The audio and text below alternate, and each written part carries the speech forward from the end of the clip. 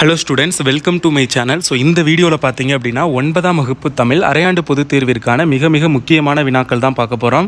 So நிறையா students வந்து நம்மக்கிட்ட சொல்லிக்கிட்டே இருந்தீங்க 9th ஸ்டூடெண்ட்ஸு. ஸோ நீங்கள் வந்து மாடல் கொஷின் பேப்பர் அப்லோட் பண்ணுறீங்க, அதே மாதிரி வேறு டிஸ்ட்ரிக்டில் நடக்கிற கொஷின் பேப்பர்லாம் அப்லோட் பண்ணுறீங்க, இதெல்லாம் ஓகே ஹெல்ப்ஃபுல்லாக இருக்குது. பட் நீங்கள் வந்து 10th மாதிரி எங்களுக்கும் இம்பார்ட்டன்ட் கொஷின் அப்லோட் பண்ணுங்கள் எல்லா சப்ஜெக்ட்டுக்கும் அப்படின்னு கேட்டிருந்தீங்க. ஸோ அதனால் நம்ம சேனலில் ஃபஸ்ட் டைமாக வந்து 9th இனிமேல் இம்பார்ட்டன்ட் கொஷினும் அப்லோட் பண்ண போகிறோம். இனி வர எல்லா எக்ஸாமுக்குமே நம்ம 9th மாடல் கொஸ்டின் பேப்பர் மட்டும் இல்லாமல் இம்பார்ட்டன்ட் கொஸ்டினும் அப்லோட் பண்ண போகிறோம். ஸோ அதுக்கு உங்களுடைய சப்போர்ட் வேணும். ஸோ மறக்காமல் சப்ஸ்கிரைப் பண்ணி வச்சுக்கோங்க சேனலை. அண்ட் இந்த வீடியோக்கு லைக் பண்ணலாட்டி லைக் பண்ணிவிட்டு வீடியோ வந்து பாருங்கள். இம்பார்ட்டன்ட் கொஷின் பார்க்க போகிறோம் ஒவ்வொரு யூனிட்லேயும். ஸோ ஹாஃப் இயர்லி எக்ஸாமுக்கு நீங்கள் நான் இப்போ சொல்கிற கொஷின்ஸை நல்லா படிச்சுக்கோங்க. இதை தாண்டி உங்களுக்கு வேறு கொஷின் கேட்கவே மாட்டாங்க. நான் சொல்கிறத தவிர வேறு கொஷின் கேட்க மாட்டாங்க. ஸோ நிச்சயமாக நான் சொல்கிற கொஷினை மட்டும் படிங்க. அது நீங்கள் 10th வரையில் உங்களுக்கே புரியும். ஏன்னா 10th ஸ்டூடெண்ட்ஸில் என்ன கேட்டு பாருங்கள், உங்கள் சீனியர்கிட்ட நம்ம சேனல் பார்க்குறவங்ககிட்ட கேட்டு பாருங்கள். 10th நம்ம சொல்கிற கொஷின் தான் அப்படியே வரும். ஸோ அதுதான் உங்களுக்கும். ஸோ எல்லா சப்ஜெக்ட்டுக்குமே நான் இம்பார்ட்டன்ட் கொஷின் அப்லோட் பண்ண போகிறேன். ஸோ அதை பார்க்குறதுக்கு மறக்காமல் சேனலை வந்து சப்ஸ்கிரைப் பண்ணி வச்சுக்கோங்க, ஓகேங்களா? ஹாஃப் இயர்லி எக்ஸாம் உங்களுக்கே தெரியும், ஃபுல் போர்ஷன் தான், புக்கு ஃபுல்லாகவே நீங்கள் படிக்க வேண்டியது இருக்கும். வாங்க என்னென்னு பார்க்கலாம். ஃபஸ்ட்டு இயல் 1 யூனிட் 1ல் வந்து எது இம்பார்ட்டன்ட்னு பாருங்கள். குருவினா சிறுவினா நெடுவினா மட்டும் சொல்ல போகிறேன். ஒன் வேர்டு நீங்கள் எல்லாமே தான் பார்க்கணும். ஏன்னா ஒன் வேர்டெலாம் இம்பார்ட்டன்ட் சொல்ல முடியாது. புக் பேக் எல்லாமே பலவுள் தெரிக எல்லாமே பார்த்துக்கோங்க. இப்போ குருவினா பாருங்கள். ஃபஸ்ட்டு கொஸ்டின், நீங்கள் இயல் 1ல் ஃபஸ்ட்டு கொஸ்டின், நீங்கள் பேசும் மொழி எந்த இந்திய மொழி குடும்பத்தை சேர்ந்தது, அது வந்து பார்த்துக்கோங்க. தேர்டு கொஸ்டின், கன்னி என்பதன் விளக்கம் யாது, ரொம்ப ரொம்ப இம்பார்ட்டன்ட் கொஸ்டின், அது பார்த்துக்கோங்க. ஃபோர்த்து கொஸ்டின், கன்னி சார்ந்து நீங்கள் அறிந்த எவையேனும் 5 தமிழ் சொற்களை தருக, அது வந்து பார்த்துக்கோங்க. 7th கொஸ்டின், வீணையோடு வந்தால் கிளியே பேசு, தொடரின் வகையை சுட்டுக, இதெல்லாம் பார்த்துக்கோங்க. சிறுவினாவை பொறுத்தளவில் பார்த்தீங்க அப்படின்னா ஃபஸ்ட்டு கொஸ்டின், சங்க இலக்கியத்தில் காணப்படும் கடற்கலனுக்குரிய சொல் கிரேக்க மொழியில் எவ்வாறு மாற்றம் பெற்றுள்ளது, இது வந்து பார்த்துக்கோங்க, ரொம்ப இம்பார்ட்டன்ட் கொஷின். ஸோ அடுத்தது பார்த்தீங்க அப்படின்னா தேர்டு கொஷின், 3 என்னும் எண்ணு பெயர் பிற திராவிட மொழிகளில் எவ்வாறு இடம்பெற்றுள்ளது, அது வந்து பார்த்துக்கோங்க. ஃபோர்த்து கொஷின், காலந்தோறும் தமிழ்மொழி தன்னை எவ்வாறு புதுப்பித்துக் கொள்கிறது, அது வந்து பார்த்துக்கோங்க. ஸோ அடுத்தது பார்த்தீங்க அப்படின்னா 6th கொஷின், தன்வினை பிறவினை எடுத்துக்காட்டுகளுடன் வேறுபடுத்தி காட்டுக. 7th கொஷின், புதுக்கோளம் புனைந்து தமிழ் வளர்ப்பாய் உங்கள் பாங்கினை குறிப்பிடுக. ஸோ இயல் 1லேருந்து 4 வரைக்கும் பார்த்திங்க அப்படின்னா இம்பார்ட்டன்ட் கொஷின் கொஞ்சம் அதிகமாக இருக்கும். அதுக்கப்புறம் ரொம்ப கம்மியான இம்பார்ட்டன்ட் கொஷின் தான் இருக்கும். மொத்தம் 9 இயல். ஸோ 9 இயலில் உள்ள இம்பார்ட்டன்ட் கொஸ்டினுமே பார்க்க போகிறோம். ஸோ இந்த இம்பார்ட்டன்ட் கொஸ்டின் உங்களுக்கு அரையாண்டு தேர்வுக்கு மட்டும் இல்லாமல் ஆனுவல் எக்ஸாம் முழாண்டு தேர்வுக்கும் ரொம்ப ரொம்ப யூஸ்ஃபுல்லாக இருக்கும். ஸோ அதனால் இப்போவே நல்லா படிச்சுக்கோங்க.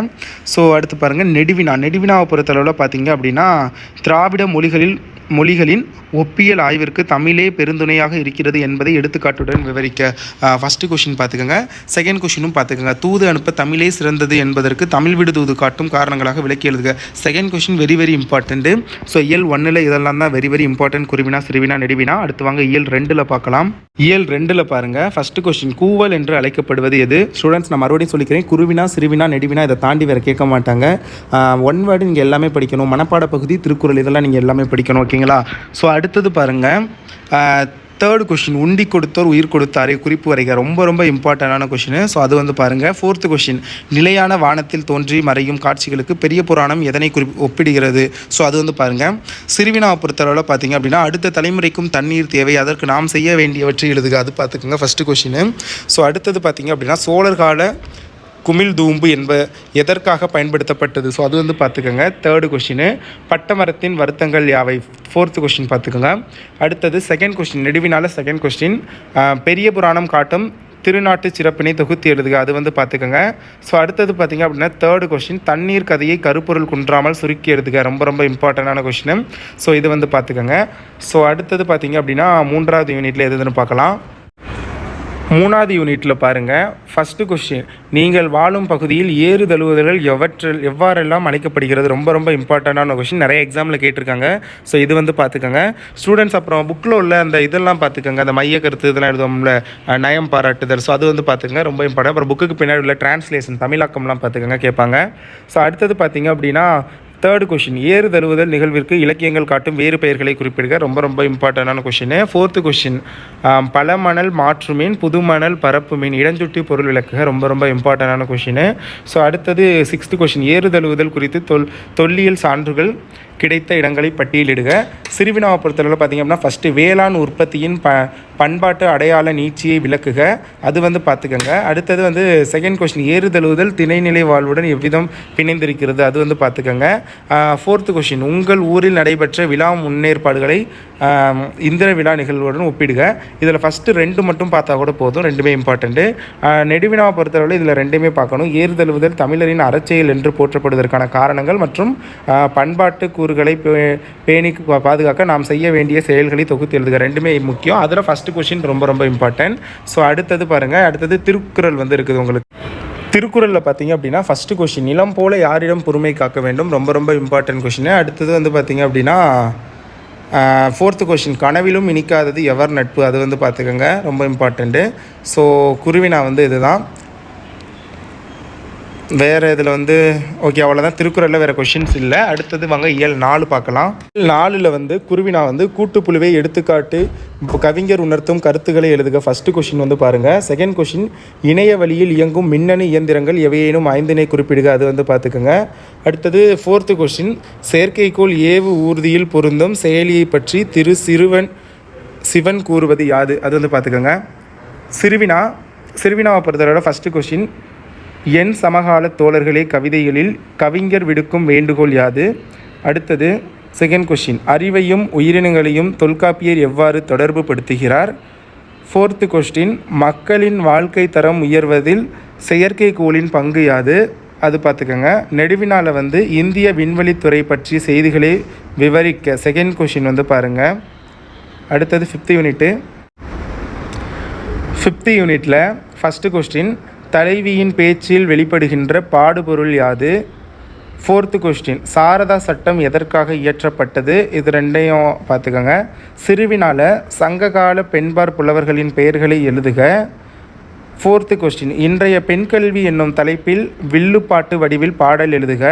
மருத்துவர் முத்துலட்சுமியின் சாதனைகளை குறிப்பிடுக. ஃபிஃப்த்து கொஸ்டின், இதெல்லாம் பாருங்கள். நெடுவினால் நீங்கள் அறிந்த சாதனை பெண்கள் குறித்து செய்திகளை விவரிக்க. First question.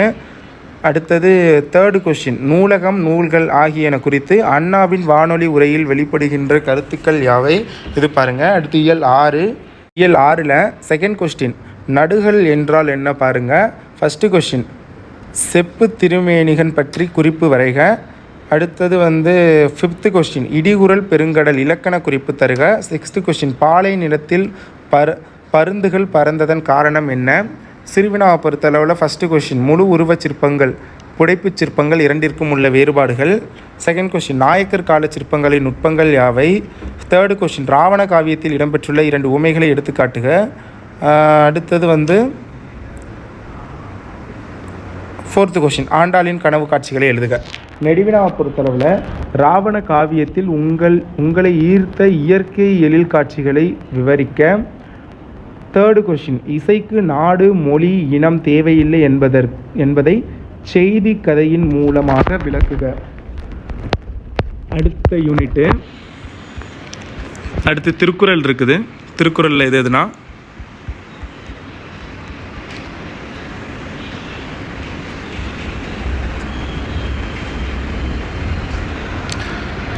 ஃபஸ்ட்டு கொஸ்டின், இறக்கும் வரை உள்ள நோய் எது. அன்பு நான் ஒப்புரவு கண்ணோட்டம் வாய்மையோடு, அந்த question second question. Third question, உலகத்திற்கு அச்சாணியாக இருப்பவர் யார் ஏன், அது பார்த்துக்கோங்க. அடுத்தது இயல் 7. ஃபஸ்ட்டு கொஸ்டின், இந்திய தேசிய இராணுவத்தில் குறிப்பிடத்தக்க தகுந்த தமிழக வீரர்கள் யாவர். தேர்டு கொஸ்டின், மதுரை காஞ்சி பெயர் காரணத்தை குறிப்பிடுக, ரொம்ப ரொம்ப முக்கியம். ஃபிஃப்த்து கொஸ்டின், கருக்கொண்ட பச்சை பாம்பு எதற்கு ஓமையாக்கப்பட்டுள்ளது. செவன்த்து கொஸ்டின், டெல்லி நோக்கி சொல்லுங்கள் என்ற முழக்கம் யாரால் எப்போது செய்யப்பட்டது, ரொம்ப இம்பார்ட்டன்ட்.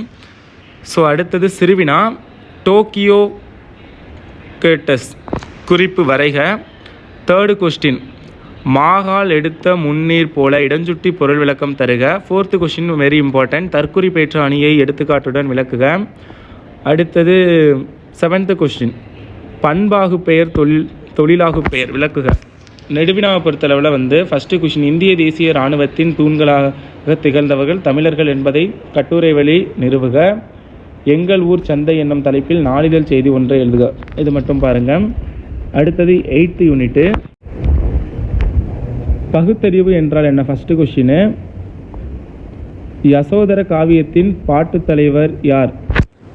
Fourth question. அசை எத்தனை வகைப்படும், அவை யாவை? Fifth question. சிறுவினால செகண்ட் கொஸ்டின். நாம் கடைபிடிக்க வேண்டிய வாழ்க்கை நெறியாக யசோத காவியம் குறிப்பிடுவன யாவை? Third question. பிறமொழி இலக்கியங்களை தழுவி எழுதப்பட்ட தமிழ் இலக்கியங்களை குறிப்பிடுக. Fourth question. யசோதர காவியம் வெளிப்படுத்தும் வாழ்க்கை நெறிகளை திருக்குறளுடன் ஒப்பிட்டு எழுதுக. நடுவினா. மொழியிலும் இலக்கியத்திலும் பெரியார் மேற்கொண்ட சீரமைப்புகளை விளக்குக. வாழ்க்கை போரில் வெற்றி பெறுவதற்கான வழிகளாக கமுமரம் வாயிலாக ஆசிரியர் எவ்வாறு உணர்த்துகிறார்? அடுத்த யூனிட்டு 9வது யூனிட்டில் குருவினா.